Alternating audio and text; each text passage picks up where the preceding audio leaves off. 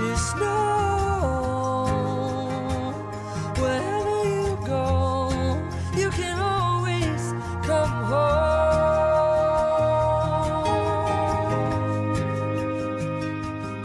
Oi, Olivia. Sua música. Gostou? Muito, viu que sucesso? O pessoal curtiu pra caramba. Eu queria uma música bonita, mas ao mesmo tempo que não fosse muito melancólica. Linda escolha. Que bom. Obrigada, Maria Pia. Tudo bem? Tô com E meu você? chazinho aqui. Você viu? Eu escolhi para você hoje um chá de rose com hibiscos. Você viu? Rosemary Eu com achei o hibiscos. máximo. Eu tô aqui de English breakfast. Tá bom. Não Esse tenho friozinho hoje tantas deu uma opções. esfriadinha. Botei, que ontem a gente se falou, você estava no frio, que estava quente. Hoje deu uma esfriada aqui. E aqui Tá deu uma gostoso. esquentada. Ah, é? Aqui abriu um sol, tá uma delícia. Você tá na serra. Eu tô no meio do mato, eu tô no Vale das Videiras, aqui Delícia. na região serrana de Petrópolis. Delícia, muito bom estar na natureza nesse momento. Deixa eu começar te apresentando, muita gente te conhece. Vê se eu vou falar o seu nome corretamente. Acabou que eu não falei com você, mas Maria Pia Bastos Tigre Buschheim. Burheim. Os dois H são de R. Eu falei o Heim, Buschheim. O meu problema foi Burheim. Burheim é o sobrenome de casado. Tá certo. É alemão? Alemão. E, bom, a Maria Pia... Judeu-alemão. Isso. O meu também, Furs, também é. Que bom, legal. A gente tem várias... Antes, me apresenta, mas depois eu vou dizer o que a gente tem aí de coisas em comum, nós dois. Ah, é? Tá bom. Vamos lá. A Maria Pia é advogada, sócia do escritório Bastos Tigre Advogados, é autora do livro e responsável pelo perfil Direito para Não Advogados, que é maravilhoso, aqui no Instagram. O livro dela, a primeira versão, eu tenho, a gente vai falar sobre isso que depois. Legal, que máximo, tem aqui também, ó. Pois é. Tá aqui E comigo, aí... eu tô atualizando, depois a gente conversa sobre isso. Enfim, a gente tem alguns pontos em comum. Acho que vou começar e você termina, tá? Tá bom, vai. Além de advogadas, além da gente ter... Eu tenho uma atração muito especial por essa sua ideia, esse seu desejo. Eu queria que você falasse para a gente sobre isso, de tornar o direito acessível, de desmistificar o direito, né? E isso me encanta no seu trabalho, te admiro muito nisso. Legal. E também me sinto tendo essa missão, assim, de alguma maneira, né? A gente malha com o mesmo personal. Isso. @ Método Zargalho, Fábio Zargalho. Método Zargalho, depois a gente vai fazer uma live com ele. Enfim, também temos isso. Além de amigos em comum. E o que mais, Maria Pia? Tá com você. Acho que amante da mediação, né?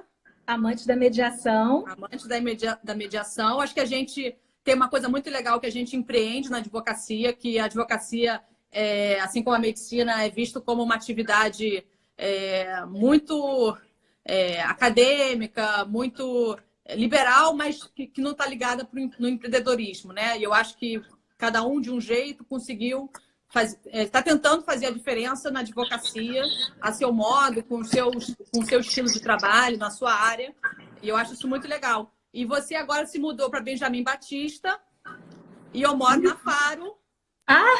Então eu acompanhei a sua obra, porque você colocou no Instagram e todo dia para chegar em casa eu passava no seu prédio.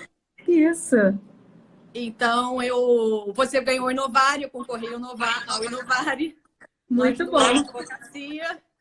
E, enfim, batalhando para inovar, né? Para inovar, né? E você me deu aula no CBMA, no Centro Brasileiro de Mediação. Então, acho que a gente tem aí uma série de assuntos para falar. Você que manda, o chá é seu.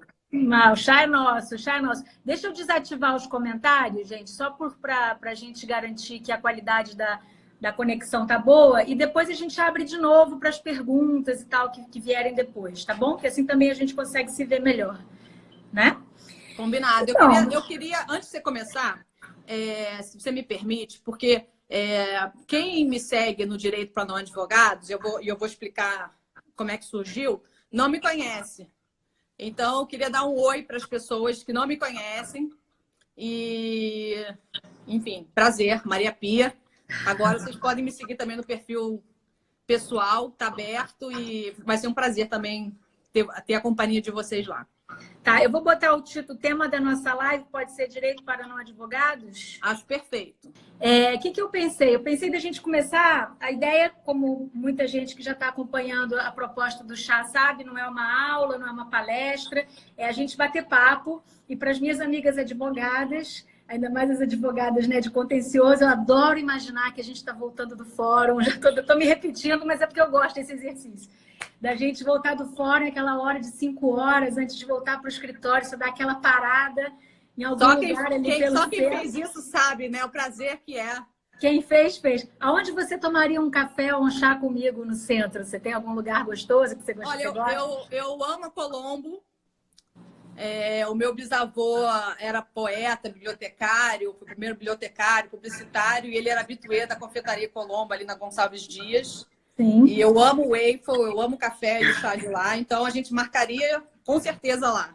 Tá ótimo. Então a gente está fazendo um exercício aqui de se imaginar batendo um papo, e a ideia é bater um papo público para a gente pensar, enfim, como é que cada uma de nós, né, e do pessoal que está assistindo a gente está passando por esse momento. Acho a live um canal muito interessante, muito rico, porque é isso, é ao vivo, a gente vê a nossa expressão, a gente hesita, a gente Claro, claro. Tem o olhar, tem o sorriso. E, além do mais, eu acho a live muito democrática, sabe? Todo mundo pode fazer, quem quiser entra e sai, sem que ninguém perceba. Então, acho super conveniente. Adoro. Eu acho muito legal fã. que você está gravando, né? Vai estar no YouTube depois, né? Isso. Eu comecei a salvar porque as conversas... Começou como uma brincadeira e as conversas foram ficando tão legais. Não, quero ver de novo. Cadê aquela live? Aí deu pena de não salvar. Comecei a fazer uma mínima edição só para limpar as travas, essa coisa. Mas está indo na íntegra para o YouTube. Que bom, legal. Tá? E eu acho que quando eu desativo o comentário, sai o tema da live. Mas vamos seguir. Maria Pia, conta para a gente, né, como é que começou essa tua ideia, esse teu projeto, esse teu desejo de falar para não advogados, de trazer o direito de uma forma mais palatável, mais simples para as pessoas. Eu sempre soube, Olivia, que eu queria ser advogada. Meu pai é advogado, trabalhava num escritório de advocacia, no escritório tradicional no Rio, no Nabuco. E ele depois saiu, foi montar o escritório dele em 95. O escritório hoje fez 25 anos em abril. Eu sempre soube, então para mim foi muito fácil essa questão de vestibular, que eu já sabia o que eu queria ser, com o que eu gostaria de trabalhar.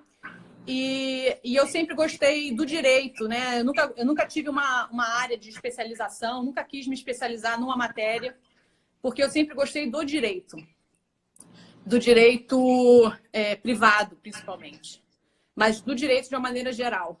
E quando Então, a minha atuação é mais generalista, mais com foco na área de consultivo, na área de contratos.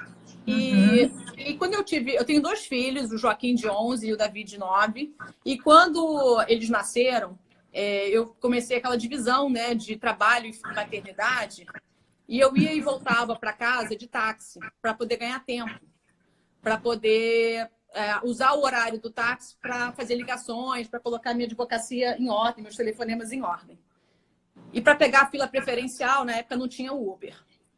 E aí, quando você começa a trabalhar no táxi, você talvez já tenha tido essa experiência, você começa a falar com seus clientes, com seus sócios, assuntos jurídicos, e quando a ligação termina, o taxista sempre, educadamente, pergunta se você é advogada, e aí você... não tem muito o que dizer, sim. E ele vem com uma pergunta, de forma educada, pergunta se você poderia ajudá-lo numa situação. E cada dia era uma questão diferente. Previdenciário, imobiliário, trabalhista, família, consumidor, todos os temas. E eu sou uma pessoa assim, que eu não consigo dizer não, e eu gosto do direito, e eu me meto, acabo resolvendo o problema dos outros. Então, eu sempre tinha uma orientação, seja encaminhando ele para um escritório modelo de faculdade, seja indicando um site, seja dizendo para ele esquecer daquela ideia que não tinha nenhum fundamento. Então, isso foi me dando assim, muita material para para escrever um livro e também uma noção de que eu precisava falar fácil, porque eles eram taxistas, então assim não tinha como citar leis, falar de jurisprudência, a linguagem tinha que ser fácil. E aí eu sugeri à editora Senac fazer esse livro aqui, Direito para Não Advogados.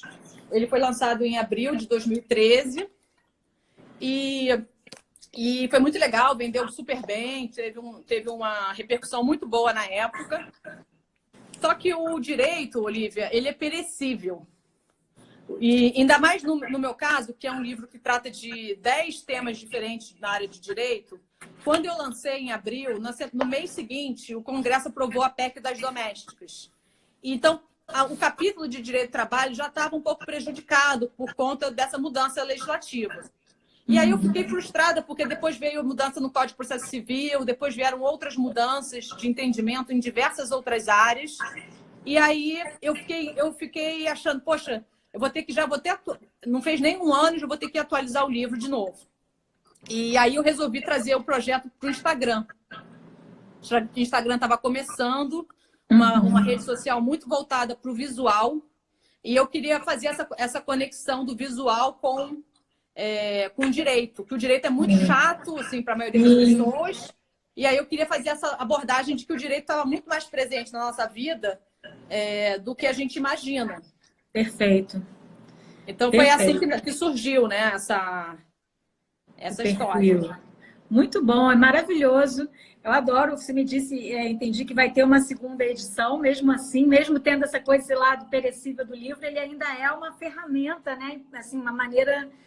na verdade, você vai fazer uma outra edição. O Senac me chamou para fazer uma segunda edição, que vai ser lançada no segundo semestre, com ou sem corona, quer dizer, não sei se vai ter um lançamento, uma noite de autógrafos, mas vai ser lançado no segundo semestre.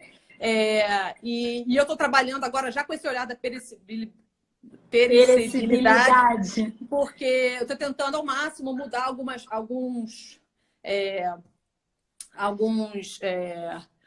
abordagens para evitar justamente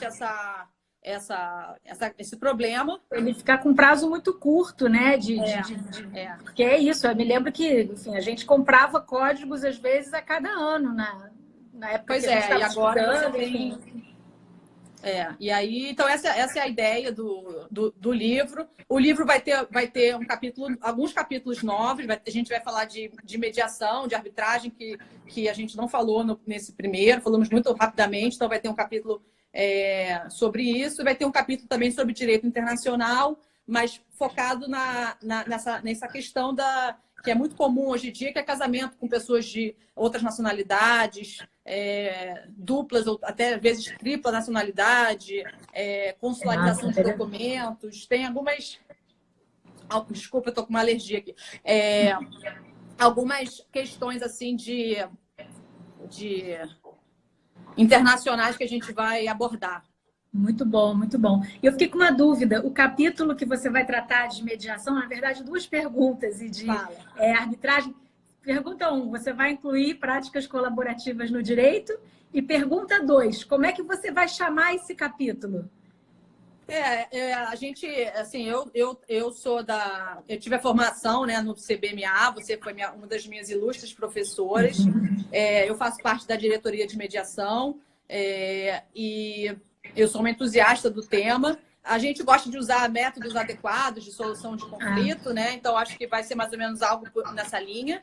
E eu até gostaria do QR Code para colocar o seu vídeo de práticas colaborativas. Aquele vídeo maravilhoso. Aquele da mãozinha que vai desenhando? Aquele maravilhoso. Eu preciso de corrigir uma informação naquele vídeo. Então corrija, vai dar tempo, corrija, porque aquele vídeo é maravilhoso, enfim, muita gente que te segue conhece.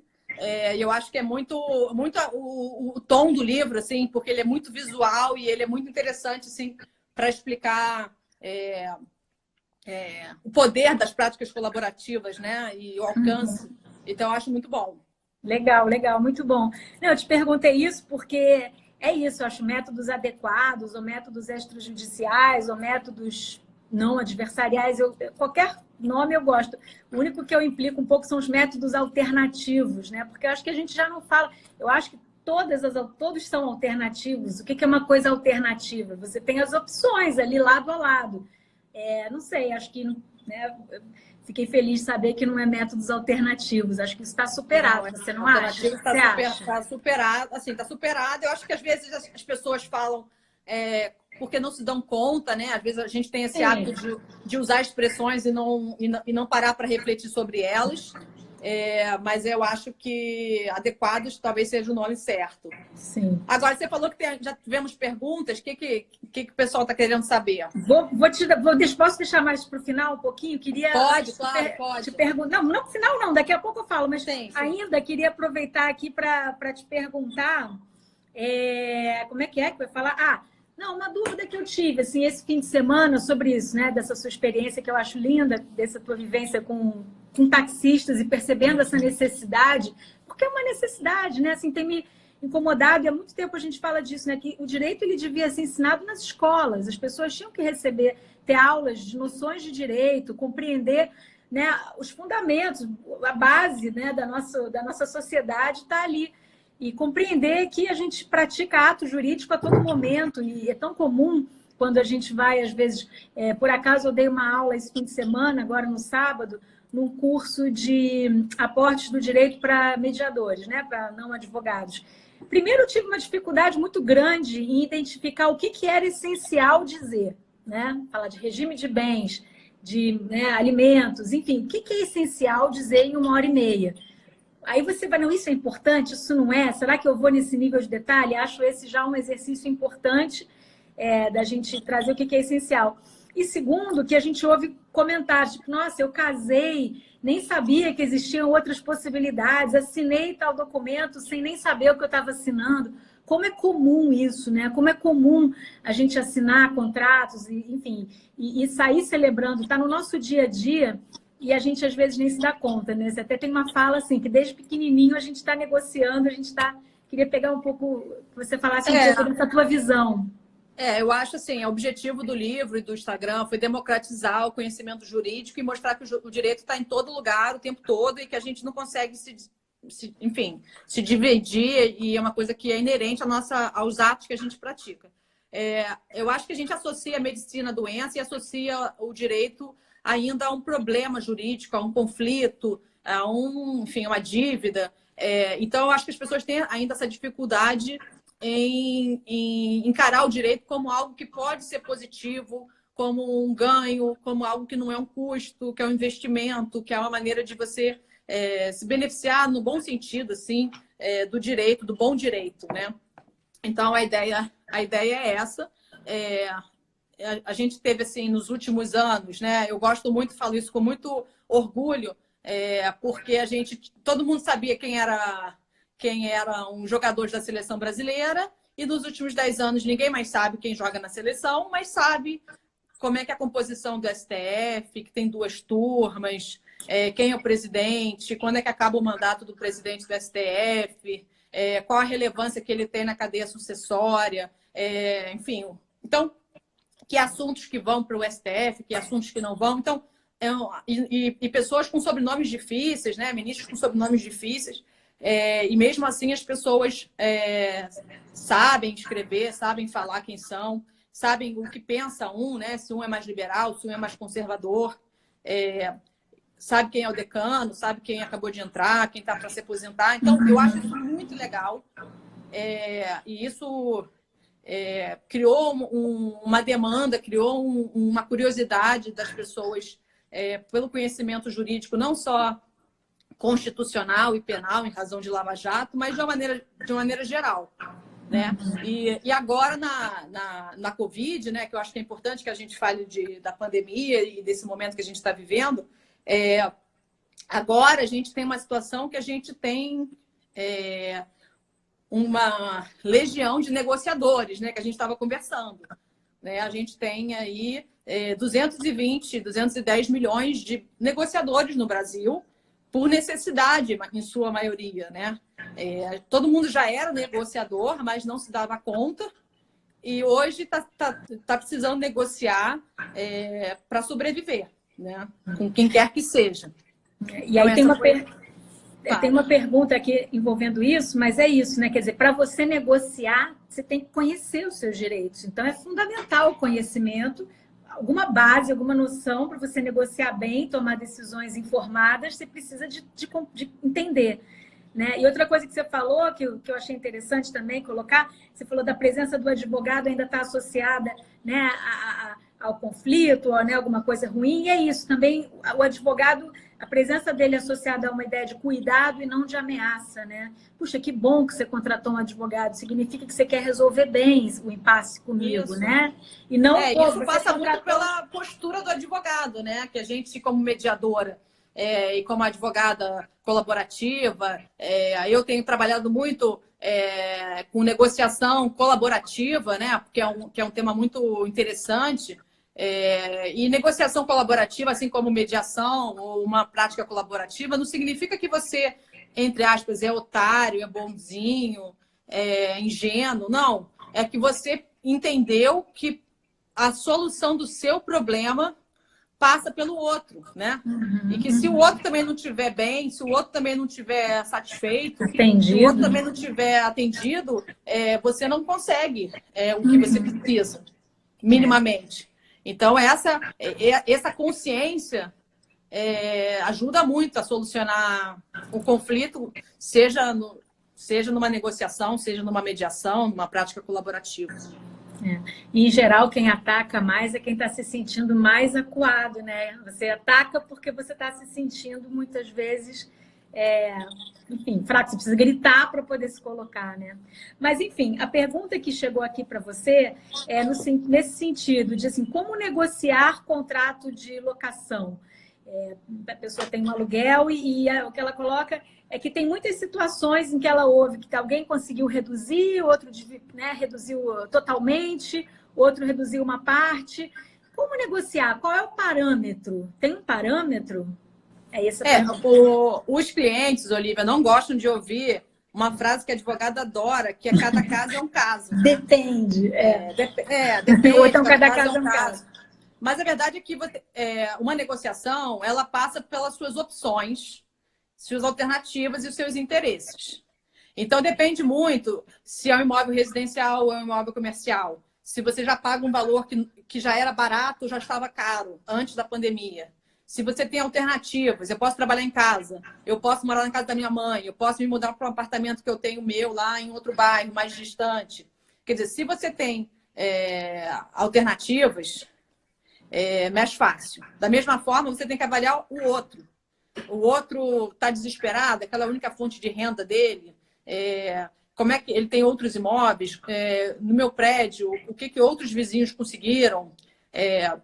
Então, assim, e você tem que pensar que a pandemia não afetou só você, locatário, afetou também o locador.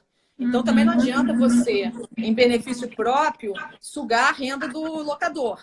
Então, tem que ser algo meio termo. Agora, a verdade é que a gente tem assim, imóveis comerciais que nesse momento estão fechados, ou atividades que, pela forma de prestação do serviço, você não consegue atender. Então, é mais fácil do que o residencial nesse momento.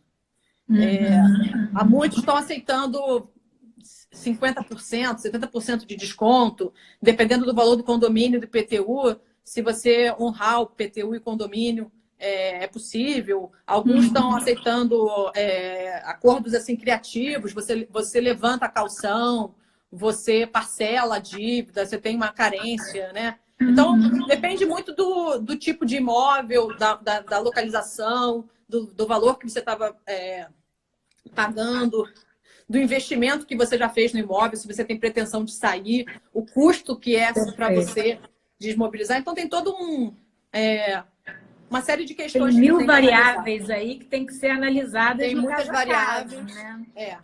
Tem muitas variáveis que você precisa analisar, mas que tem espaço nesse momento para negociar contrato de locação. É um dos contratos que mais tem espaço, né? Eu até falei isso num outro momento, numa outra live, que a gente tem uma série de contratos que estão em vigor, Alguns são mais fáceis de negociar, outros são negociações reguladas, como um plano de saúde, né? Você não tem como negociar sozinho com o seu plano. E outros que são negociações coletivas, como, por exemplo, um desconto na sua escola, na escola do seu filho, né? Então, assim, você... tem até escolas que estão atendendo caso a caso, individualmente, mas a maioria está Fazendo dando uma mobilização mobilização do grupo. um percentual padrão, e quem tiver uma situação que aquele desconto não foi suficiente, aí está indo individualmente para a secretaria e resolvendo ali pedindo um desconto a mais. Mas é uma negociação que normalmente você faz em bloco e que costuma ser mais eficiente do que uma negociação individualizada. Ótimo. Tem duas outras perguntas a ver com isso. Um com relação a empregados, empregada doméstica, como é que fica isso, né? Assim, de algumas pessoas que enfim, estão com dificuldade de manter esse pagamento, como é que faz? E qual a validade nos contratos celebrados durante a pandemia? Como conferir validade? Acho que a pergunta é essa. Como conferir validade e evitar qualquer desentendimento depois para um tipo de acordo feito nesse contexto? Como fazer para ele ter validade? Assim, acho que é isso. A primeira pergunta das empregadas domésticas, como eu falei no início, as domésticas com a PEC foram equiparadas aos empregados urbanos. Então, os empregados domésticos, elas entraram na MP do governo federal, né, MP federal, que permitiu tanto a redução de carga horária, de jornada de trabalho e, consequentemente, redução de salário proporcional à redução da jornada, quanto a suspensão por até 2 meses dos contratos de trabalho. E o governo, então, seria o responsável naquele período pelo pagamento do salário mediante um compromisso do empregador de oferecer, né, uma estabilidade com a condição, né, na verdade, o empregador confere estabilidade ao empregado por mais 2 meses.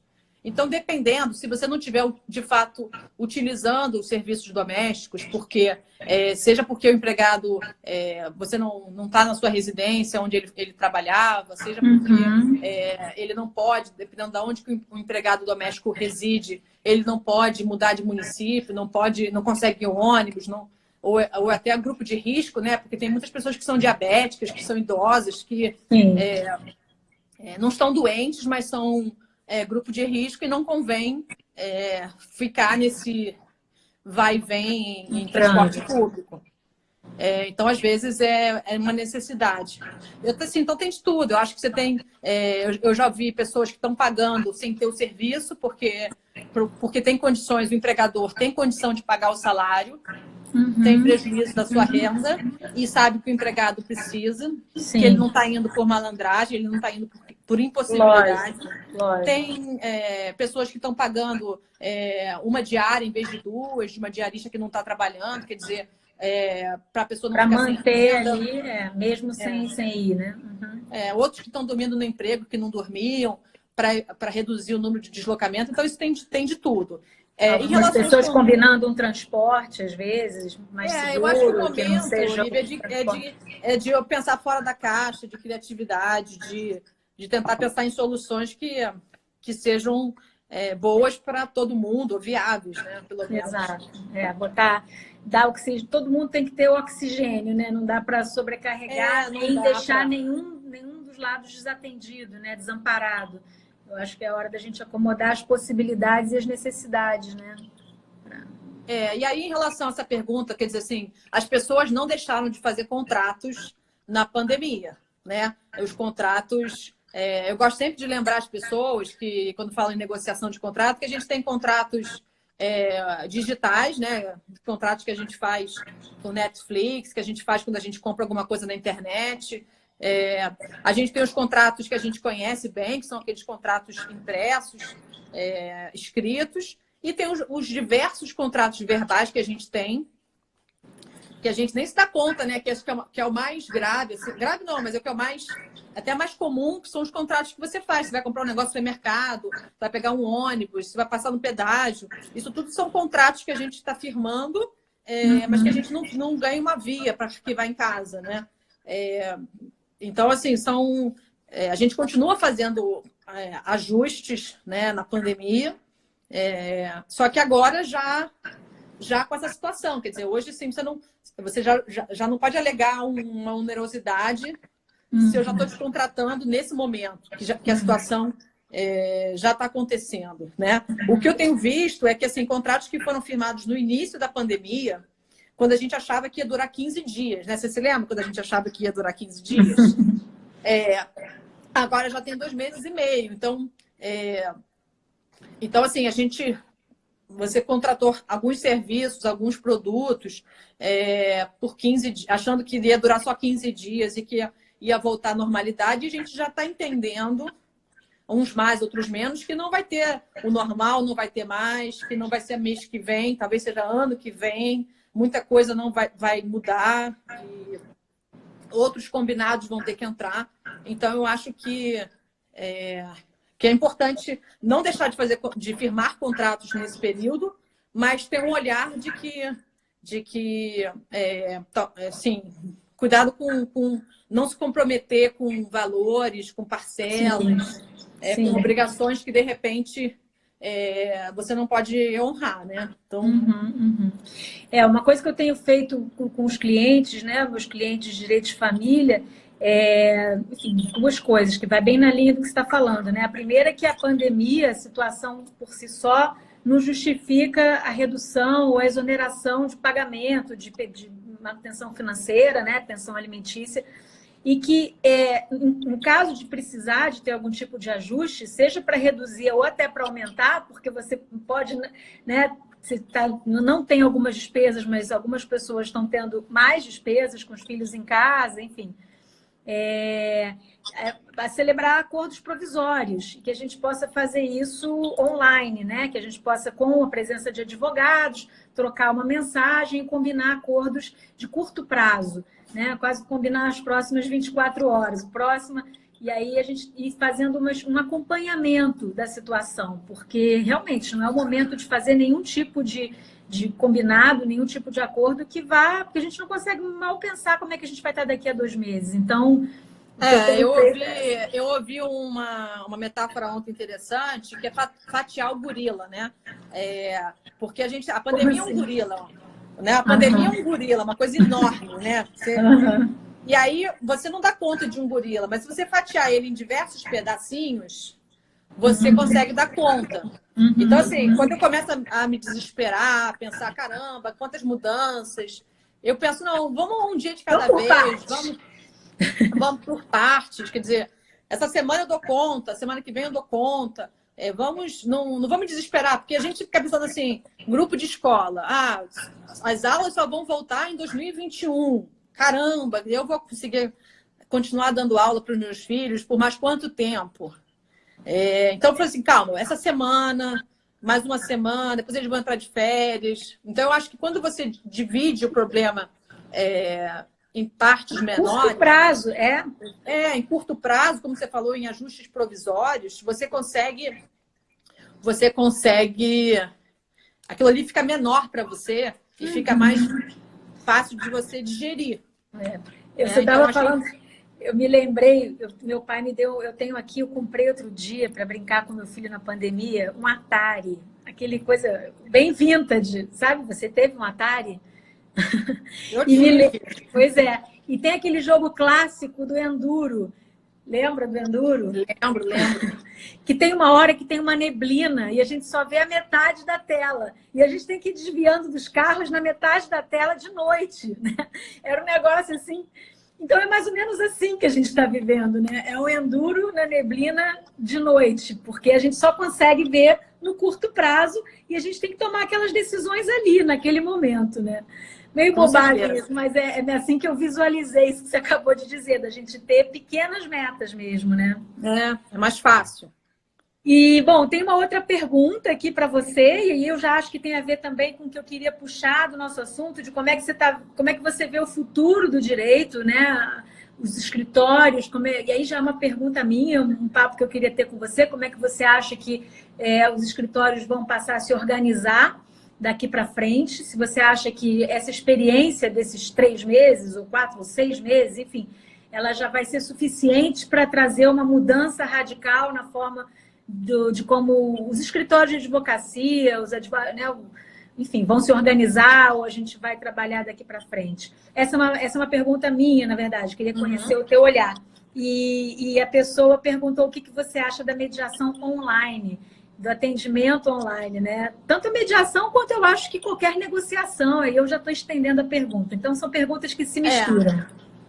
A gente tinha, Olivia, você sabe bem, 2 tipos de mediação, né? Mediação offline, que era mediação ou em escritórios, como você faz, mediação presencial em câmaras de mediação, inclusive câmaras de mediação privada, pública, né? Dentro pré-processual, processual, mas enfim, a presencial. E a gente já tinha, antes da pandemia, diversas plataformas de mediação online. Que funcionavam muito, na minha visão, para grandes empresas. Para empresas com um volume de questões, principalmente relacionadas a consumidor, e questões pequenas, mas questões muito recorrentes e que, então, e que precisavam de respostas rápidas, até pela velocidade, pelo modelo de negócio das empresas que participavam. Com o tribunal fechado, atividades prazos suspensos, e essa necessidade de manter um isolamento, evitar aglomerações, eu percebo assim, um momento muito único assim, da mediação no Brasil, e não só para o online, como para o presencial. Né? O online são plataformas, são sistemas, sites, softwares, e o offline, hoje, ele está atendendo no Zoom, no Hangout, no FaceTime, mas ele ainda é offline, ele ainda é presencial, na medida que você... É mais ou menos como o que está acontecendo aqui com a gente. Um tete a tete, né? Eu te vejo nos olhos, você sabe como eu estou vestida, você sabe se eu estou sorrindo, se eu estou triste, se eu tenho que fazer uma pausa. Então, assim, a gente só não está sentado no mesmo lugar, mas a gente tem a presença, mas de uma outra forma. Então, eu acho que esses 2 formatos são muito interessantes. Cada pé tem um sapato, quer dizer, então, um modelo é melhor para uma determinada situação, para uma determinada questão, para um determinado perfil de pessoas e de questões que são levadas à mediação, mas eu acho que os 2 são formatos super já consolidados, já testados e muito bem, enfim, com um sucesso muito grande. E que essa pandemia, assim, eu fiz uma lista aí de alguns assuntos que assim, alguns aspectos positivos da pandemia que eu acho que a gente tem que reconhecer e que passa muito pelo futuro da advocacia, e a mediação online é um desses ganhos, né, que a gente precisa reconhecer e saber aproveitar de alguma forma. Fiquei curiosa para saber os outros. Não, assim, eu acho que eu fiz uma lista, assim, porque muitos temas estavam sendo discutidos em diversos foros, né, diversos ambientes, como, por exemplo, a telemedicina e o homeschooling. Eram assuntos que estavam na pauta, volta e meia, vinha, voltava. O próprio teletrabalho, quando teve a reforma trabalhista, não foi tão bem aceito. Né? O legislador insistiu com esse nome teletrabalho, e que, na verdade, é o home office, mas que o legislador queria um nome em português. Uhum. E também não era muito bem aceito pelas empresas. As empresas queriam implementar, mas não sabiam como. Então, acabou que tanto a telemedicina quanto o home office, como o homeschooling, foram implementados na marra, sem ouvir a sociedade civil organizada, sem ouvir o Ministério Público, sem ouvir sindicato, sem ouvir as mães. É o que temos para hoje. É o que temos e a gente teve que se adaptar. Né? Eu acho que o home office não é o que a gente está acontecendo, isso não é home office, porque o home office idealizado e sempre planejado é com os filhos na escola, é com o marido também trabalhando e a gente em casa, é com um ambiente organizado. podendo ir ao escritório se for necessário. Perfeito. Então, o que a gente tem hoje é uma coisa mais assim de emergencial, excepcional. Mas é uma coisa próxima ao que é o home office, mas não é exatamente. O homeschooling também. As crianças foram, né, empurradas à força. Os meus filhos nunca tinham usado um computador sem ser para ver filme, para Com a supervisão de vocês, enfim. com a supervisão, quer dizer, não tínhamos um computador para cada pessoa em casa, então a gente teve que pegar um do escritório, comprar um outro, para que cada um tivesse o seu computador pessoal. E a telemedicina, eu acho que é um caminho sem volta também, que estava sendo discutido, e eu acho que isso também tem um ganho para nós, advogados, porque a gente já vinha praticando uma teleadvocacia, na medida que a gente sempre atendeu o cliente por telefone, pelo WhatsApp, pelo FaceTime, por e-mail. E agora a gente pode fazer isso de uma maneira tranquila, né? Porque é a única forma que a gente tem de atender. Né? E as demandas continuam, as pessoas continuam com problemas familiares, com problemas sucessórios, querendo aproveitar oportunidades que o Covid trouxe e querendo entender o ambiente regulatório, tentando e fazendo consulta. Então, assim, a gente precisa continuar atendendo as pessoas e a gente tem feito dessa forma, né? Interessante. Você tem recebido uma demanda nessas áreas que você mencionou? Sim, e até um outro ponto que eu pus, que são das assembleias virtuais, né? Tanto de condomínio, de credor em recuperação judicial, de AGOs de empresas, de associações sem fins lucrativos. Então, assim, isso está acontecendo, isso é uma realidade. E ainda assim precisa do advogado para formalizar os convites, obedecer prazos, filmar para ter o registro. Então, tem uma série de outras questões que estão surgindo. Aí na ordem do dia. E que é muito interessante para quem gosta do direito, como eu, como você. A gente curte um desafio desse, né? A gente curte ter que pensar. Botar para pensar, exatamente. Né? Então, assim, ter que debater. A gente acha isso muito legal, né? Então, Maria, são coisas que a gente fala. Não, fala você, conclui. Eu vou reativar os comentários, tá? Porque Por favor, faltam 15 minutos e eu quero ver o que o pessoal está falando. Olha aqui, tem uma pergunta aqui que eu já vou ler, da Kátia. Que ajustes vocês estão fazendo com os seus clientes em relação aos honorários parcelados já combinados? Enfim. Kátia, a gente tá, assim, a gente tem uma série de... O escritório é um escritório que trabalha com vários perfis de cliente em diversas áreas, e a gente tem clientes de todo tipo de forma de pagamento, né? E tem clientes que tem desde um partido mensal ou pessoas que parcelas, X parcelas. Depende muito da natureza do trabalho, né? De como... da situação de quem tem que pagar, se a pessoa, de repente, tinha se comprometido a pagar X parcelas de um determinado valor e ela está sem poder trabalhar, sem poder gerar receita para fazer frente, a gente tem adiado, aumentado o número de parcelas. Diminuído o valor, E também a gente tem uma situação que é o contrário, que é um cliente que trabalha com commodity, que está super bem e que está fazendo questão de pagar em dia porque sabe que muitos não estão pagando. Então, isso também é interessante, né? Eu acho que essa noção, essa empatia, essa consciência hoje é muito legal. Uma curiosidade, tem parente meu ouvindo, mas assim, quando começou a pandemia do Covid, é uma pandemia, é uma doença que está muito ligada aos hábitos de higiene, né? A dengue, por exemplo, é a maneira como você armazena determinados vaso, pneu, né? E cuidado com determinadas áreas externas. E assim, eu me dei conta, eu me achava uma pessoa vaidosa, cuidadosa, com higiene, e como a gente teve que repensar todos os nossos hábitos. Os conceitos de higiene. Porque eu falei, gente, eu não tenho...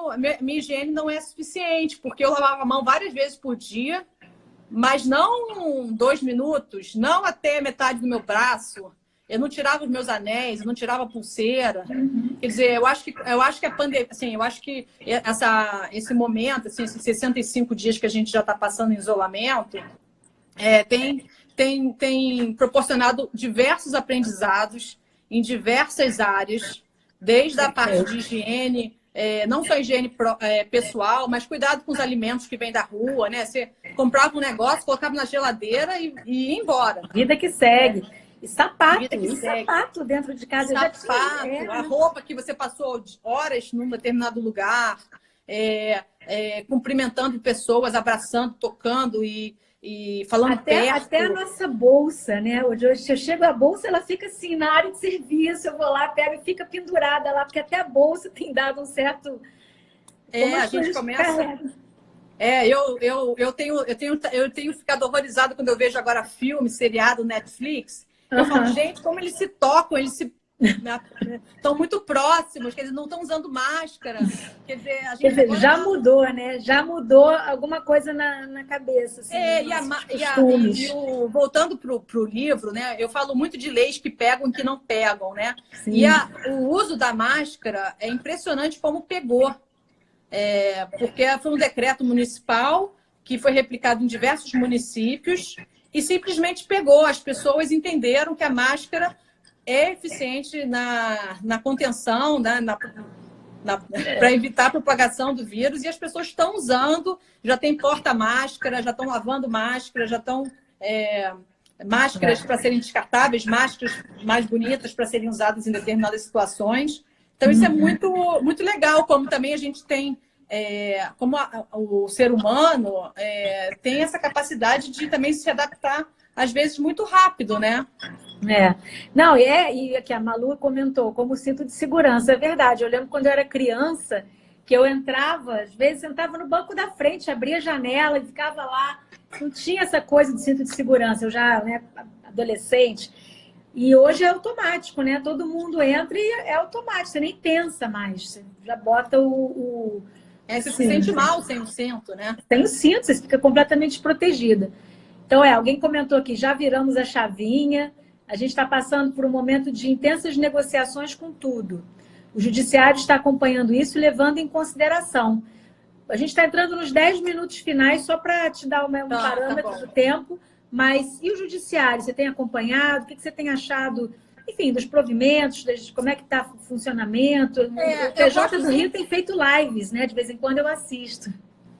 Eu acho que... Eu gosto sempre de lembrar que a pandemia pegou todo mundo de surpresa, literalmente, todo mundo, e que ninguém tem experiência com uma situação como essa, quer dizer, tanto governante, judiciário, advogados, partes, está todo mundo trocando a roda com o carro andando. Ao mesmo tempo junto, Então, assim, é importante as pessoas terem essa consciência de que elas não têm uma resposta perfeita para a situação e que precisa ser construído. Eu acho que o judiciário está muito consciente do seu papel na medida que não quer judicializar questões, quer que as pessoas, de uma maneira geral, privilegiem os acordos privados, tentem resolver as questões na negociação, numa mediação, e se necessário for, o judiciário estará aberto e disponível para resolver, mas querendo que as partes consigam resolver sozinha, não para tirar o corpo fora, mas para evitar que, sabendo da demora, sabendo dos efeitos que uma judicialização de questão, de litígio e de assuntos pessoais podem gerar. Então, nesse aspecto, eu acho que o judiciário está muito consciente. Eu estou, enfim, feliz com essa abordagem. Sim, também tenho acompanhado e isso acho que está ficando uma lição importante para a sociedade, né? Assim, de que acesso à justiça é muito mais do que o acesso ao poder judiciário, que ele está lá para situações de emergência, o plantão está funcionando e muito bem, e para situações onde realmente precisa da intervenção de um terceiro, do Estado. e que a gente pode ampliar esse conceito, essa ideia do que é acesso à justiça, usando esses outros métodos e trazendo os advogados, enfim, são outras, ampliar essa ideia, né, de que acesso à justiça é acesso ao poder judiciário, não é só isso. Enfim, acho isso importante. E a justiça, existem várias iniciativas, quer dizer, iniciativas de mediação também, né?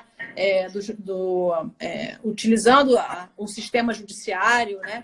Então, eu acho que é muito bom e que as pessoas tomem conhecimento disso e que entendam que a mediação não é quando nós advogados optamos pela mediação, e eu até esqueci de falar disso, né? Que assim, que eu sou, você me ajudou a me formar na área de mediação, trabalho como, entre outros, além da advocacia, faço parte da diretoria de mediação do CBMA, mas que eu optei em ser uma advogada que atua em mediação e não uma mediadora de conflitos, né? Então, eu acho que quando a gente opta, né, pela mediação, quando a gente sugere para um cliente nosso a via da mediação, não significa que a gente ache que o direito dele é menor, ou que a gente não confia nos argumentos, pelo contrário, né? Eu acho que que a gente entende que a causa é boa e que seria melhor resolvida num tempo mais rápido, com menos gasto de energia, de recursos e com uma solução mais efetiva para os dois. Então, eu acho que a mediação tem que ser olhada nesse momento mais do que em qualquer outro.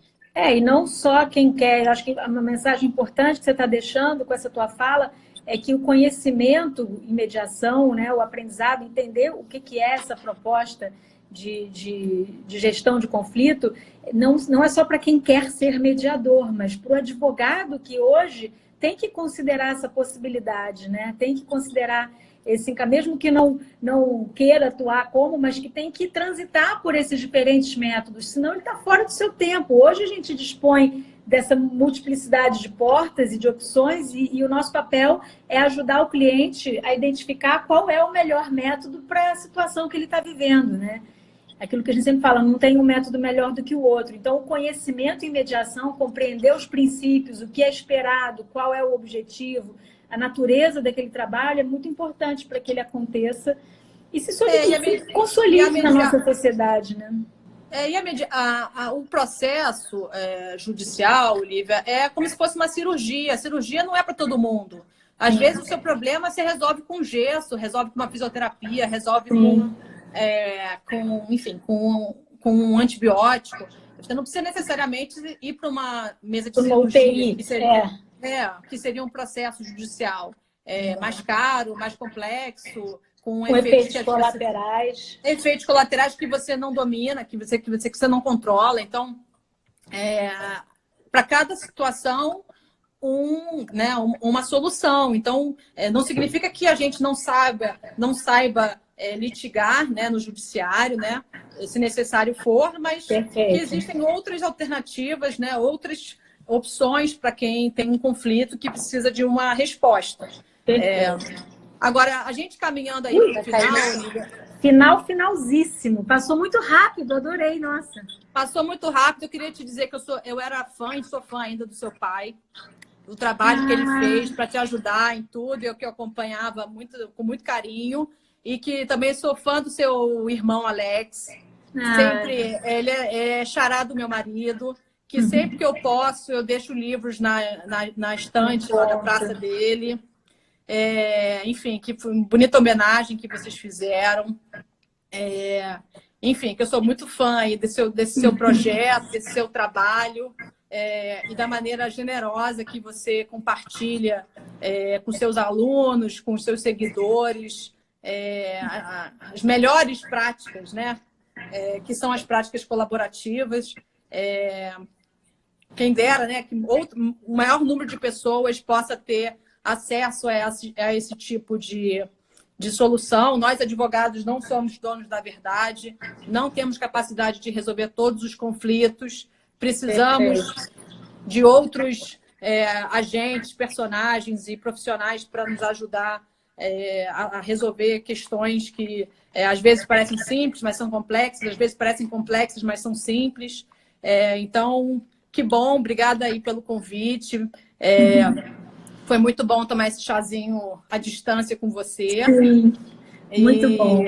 E assim que possível, eu vou te fazer uma visita aí no Jardim Botânico, Batista. na Benjamin Batista. A gente vai... O próximo chá, espero que seja presencial por ali, na nossa área. Será. Tá bom? Fiquei encantada. Olha, a Mause está aqui. A Mause, a mãe do Alex, está aqui com a gente, viu? Ah, que bom. Então, um beijo para ela, que eu tenho muito carinho por ele. E também mandar um beijo aí pro nosso Fábio Zargalho. Né? Fábio! Que cuida da nossa saúde, que eu acho que nesse momento, mais do que nunca, a gente precisa estar com a saúde, com o corpo, né, com a cabeça boa para poder absorver tanta coisa. Perfeito. Maria Pia, foi maravilhoso, eu estou encantada. Papo muito bom, fluiu assim, nem senti o tempo passar. Que bom, obrigada. Obrigada, pessoal. A live vai ficar salva depois. Um beijo bem grande. Um beijo. Fiquem bem, obrigada. Fiquem todos bem. Estamos aqui nos 10 segundos finais. A gente usou o tempo certinho. Obrigada, Maria Pia. No próximo chat. Te acompanho. Isso. Um beijão. Beijo. Tchau, tchau.